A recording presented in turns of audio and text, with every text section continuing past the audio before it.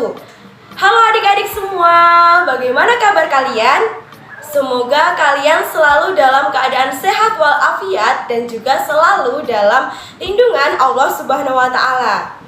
Oke adik-adik, sebelum kita mulai pembelajaran kita hari ini, alangkah lebih baiknya kita berdoa terlebih dahulu agar pembelajaran kita hari ini dapat bermanfaat dan juga dapat dilancarkan.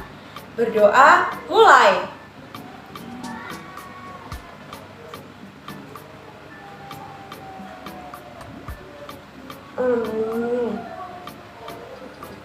Nah adik-adik, kali ini kita akan belajar tentang apa sih? Iya benar, kali ini kita akan belajar tentang dongeng. Di mana tujuan dari pembelajaran kita hari ini adalah agar adik-adik semua mampu memahami sifat-sifat yang diterapkan pada sebuah tokoh dongeng dan juga agar adik-adik semua mampu menyimpulkan isi pesan yang terkandung dalam sebuah dongeng. Sekarang kakak mau tanya, siapa di sini yang suka membaca buku, terutama buku dongeng? Atau siapa di sini yang suka diceritakan dongeng oleh ayah bundanya sebelum tidur? Ternyata banyak sekali ya dari kalian yang suka dengan dongeng. Termasuk kakak juga suka sekali membaca atau mendengarkan sebuah dongeng. Agar adik-adik semua paham apa sih dongeng itu, mari kita belajar tentang dongeng. Nah adik-adik semua, kakak akan menjelaskan tentang pengertian dongeng. Pengertian dongeng itu sangat banyak sekali. Menurut KBBI, dongeng adalah sebuah cerita yang tidak benar-benar terjadi. Dan menurut pengertian lainnya, dongeng adalah bentuk sastra lama yang bercerita tentang kejadian luar biasa dan bersifat fiksi atau tidak nyata dan penuh dengan khayalan serta imajinasi dan tidak benar-benar terjadi. Oke adik-adik, dongeng itu juga memiliki sebuah fungsi. Fungsi dari dongeng yang pertama adalah sebagai penyampai pesan moral terhadap para pembacanya. Kemudian fungsi yang kedua yaitu dongeng sebagai hiburan bagi para pembacanya. Adik-adik tahu gak sih bagian terpenting dari dongeng itu apa? Bagian terpenting dari dongeng adalah sebuah unsur intrinsik. Unsur intrinsik sendiri itu adalah unsur-unsur yang terdapat dalam sebuah cerita dongeng. Macam-macam dari unsur intrinsik, yang pertama itu ada tema, kemudian ada latar, alur, tokoh, penokohan, sudut pandang, majas, dan yang terakhir adalah amanat atau pesan moral. Baik adik-adik semua, kakak akan menjelaskan macam-macam dari unsur intrinsik yang sudah disebutkan tadi. Yang pertama tadi ada tema. Tema merupakan ide utama atau ide pokok dari sebuah cerita dongeng. Contoh dari tema itu bisa berupa tema persahabatan, tema keluarga, dan lain sebagainya. Kemudian unsur intrinsik yang kedua itu ada latar. Latar adalah keterangan mengenai waktu, tempat, dan suasana pada sebuah cerita dongeng. Untuk contoh dari latar waktu itu bisa kejadian pada pagi hari, sore hari, atau siang hari. Untuk contoh dari latar tempat itu bisa berupa sungai, rumah, sekolah, atau danau, hutan. Kemudian untuk contoh latar suasana itu bisa berupa suasana mencekam, menakutkan, kemudian menyenangkan seperti itu. Unsur intrinsik yang ketiga itu berupa alur. Alur adalah jalannya peristiwa sebuah dongeng. Itu bisa berupa alur maju atau alur mundur. Untuk alur maju sendiri adalah seperti cerita yang menceritakan bagaimana ke depannya. Kalau alur mundur itu menceritakan bagaimana cerita masa lalu, seperti itu. Unsur intrinsik yang keempat itu ada tokoh. Tokoh adalah para pelaku sebuah cerita dongeng, yaitu bisa berupa hewan, tumbuhan, kemudian manusia yang sudah diberi nama.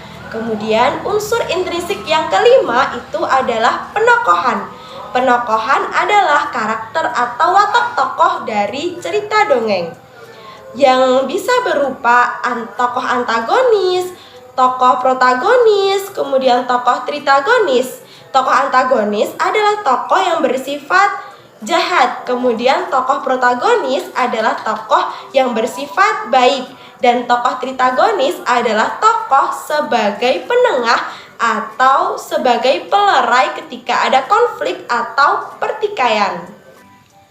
Unsur intrinsik yang keenam adalah sudut pandang. Sudut pandang adalah bagaimana cara pengarang menempatkan dirinya pada sebuah cerita dongeng. Kemudian unsur intrinsik yang ketujuh ada majas. Majas adalah gaya bahasa yang terdapat pada sebuah cerita dongeng. Dan yang terakhir ada amanat. Amanat atau pesan moral adalah pesan yang disampaikan penulis terhadap pembacanya atau pembelajaran yang dapat diambil dari sebuah cerita dongeng. Baik, semua materi tentang dongeng sudah kakak sampaikan. Apakah adik-adik ada yang belum paham atau belum dimengerti? Bisa ditanyakan ya. Silahkan jika adik-adik ingin bertanya, kakak persilahkan ya.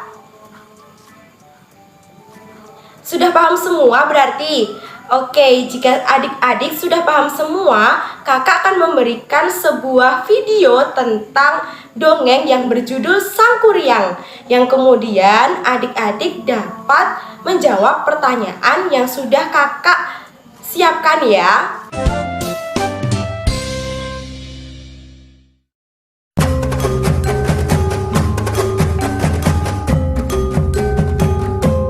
Sang Kuryang.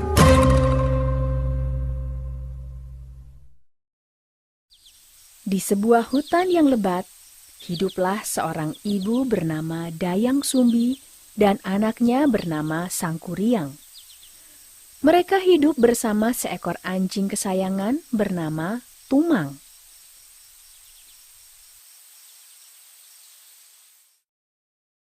Suatu hari, Dayang Sumbi ingin sekali makan hati menjangan. Maka ia meminta Sang Kuryang untuk mencarikannya ke dalam hutan. Sang Kuryang pun pergi bersama Tumang.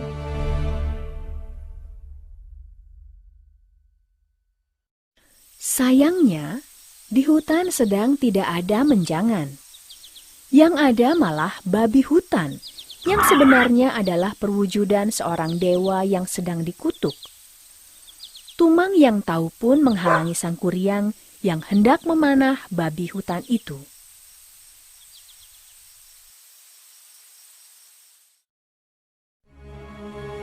Tiba-tiba, ketika Sang Kuryang sedang mengarahkan panahnya ke arah babi hutan, panah itu melesat tepat mengenai jantung anjingnya itu. Ces! Tumang pun mati.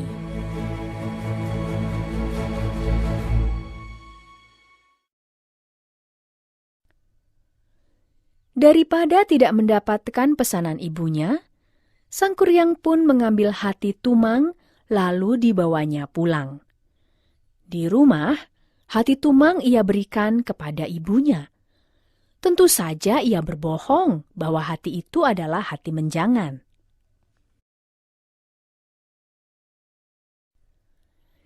Dayang Sumbi yang semula tidak curiga, mendadak merasa aneh karena tidak mendapati Tumang bersama Sang Kuryang. "Di manakah si Tumang yang tadi pergi ke hutan bersamamu?" tanya Dayang Sumbi.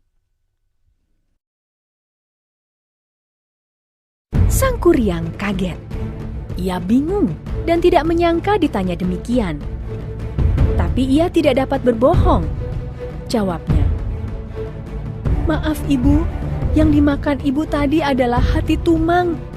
Saya tidak sengaja membunuhnya." Seketika murkalah Dayang Sumbi. Ia memukul anaknya itu dengan centong sampai meninggalkan bekas di kepalanya.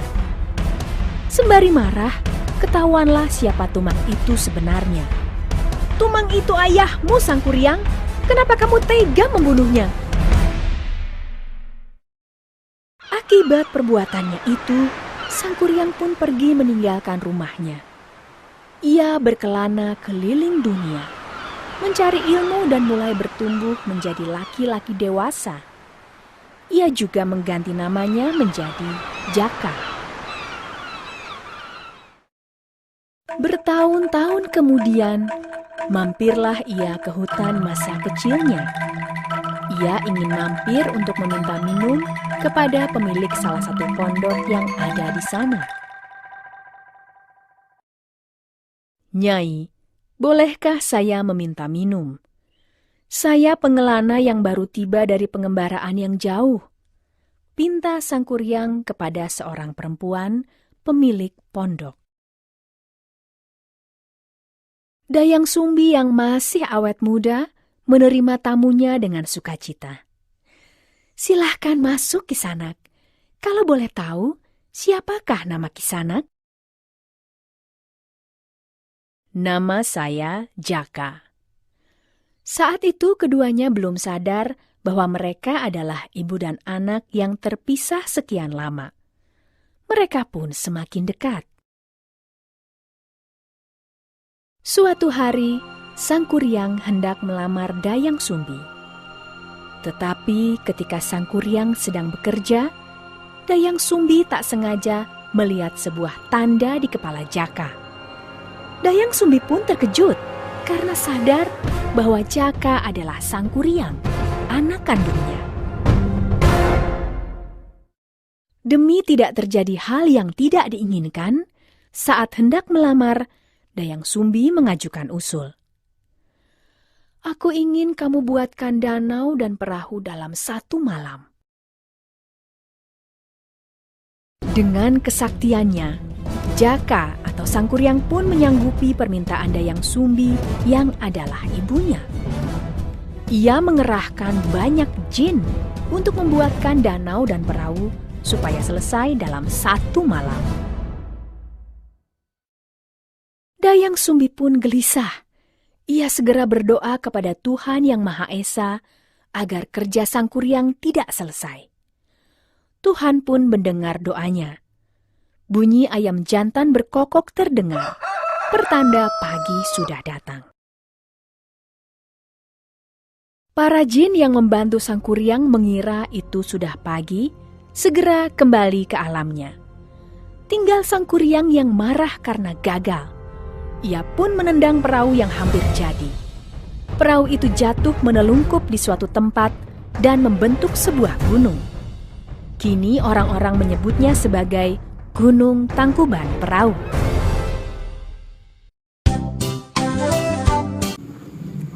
Baik, setelah adik-adik menonton video dongeng yang berjudul Sangkuriang yang kakak tayangkan, adik-adik bisa menjawab pertanyaan yang sudah kakak sediakan, yaitu yang pertama tentang siapa saja tokoh yang terlibat dalam dongeng tersebut, dan yang kedua yaitu pesan moral apa yang disampaikan dalam dongeng tersebut.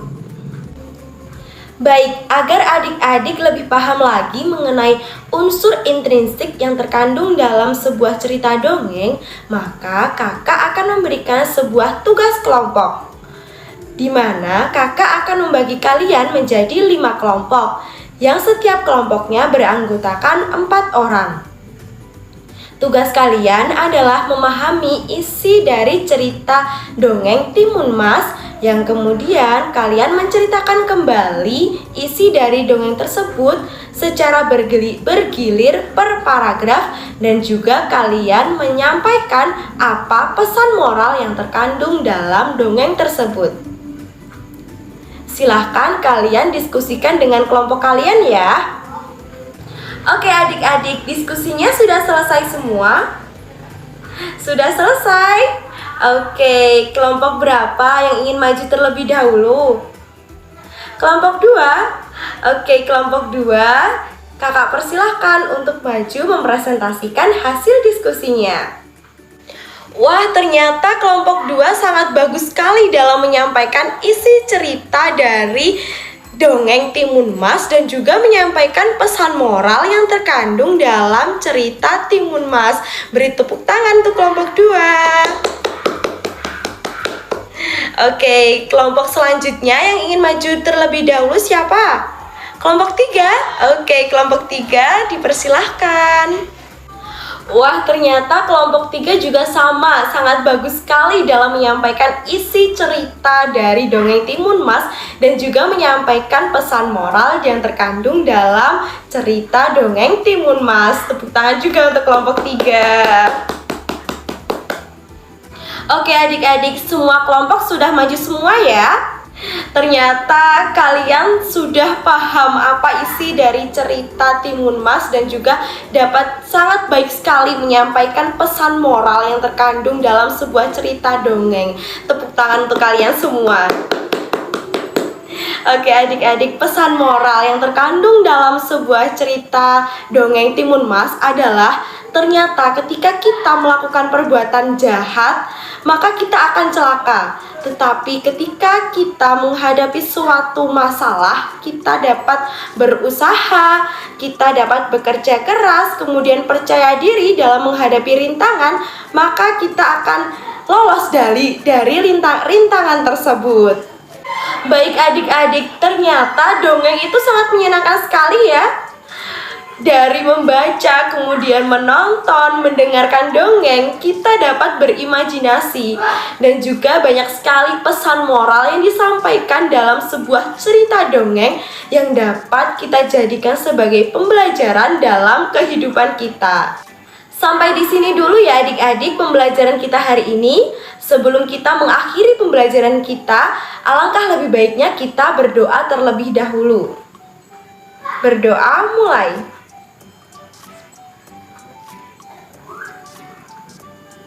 Amin.